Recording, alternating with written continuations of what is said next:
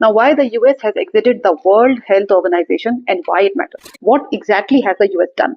According to the US Department of Health and Human Services, all American funding to the WHO has been terminated. US personnel have been recalled from WHO headquarters and regional offices, and Washington has ended its partnership in the WHO leadership bodies, technical committees, and working groups. It effectively cuts off all institutional engagement between the US government and the WHO. Withdrawal was triggered by an executive order Trump signed on his first day back in office, accusing the WHO of mishandling the COVID-19 pandemic, failing to carry out reforms, and being too susceptible to political influence.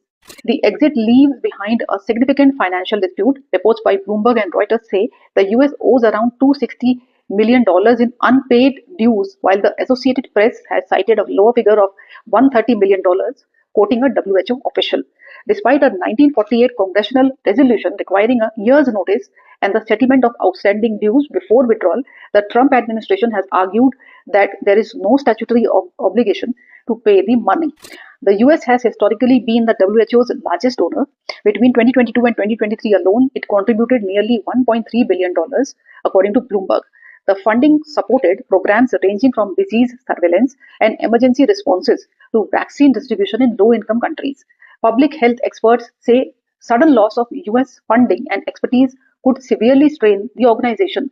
Lawrence Gostin, a global health law expert at Georgetown University, described the situation as a very messy divorce, warning that it would weaken the global response to future outbreaks or pandemics. The WHO plays a central role in coordinating responses to pandemics, eradicating diseases like polio, supporting maternal and child health programs, and sharing critical data on emerging health threats.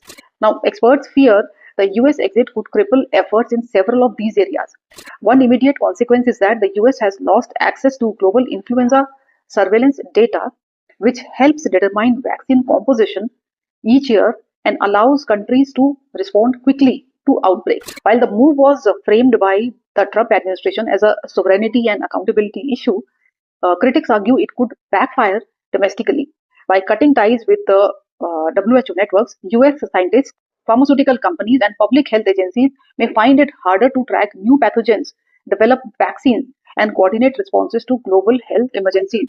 With the US formally out, the WHO must now adjust its funding model and operations without its top donor. Other member states may step in to fill part of the gap, but analysts say replacing US financial support and technical capacity will be difficult in the short term. This is a developing story.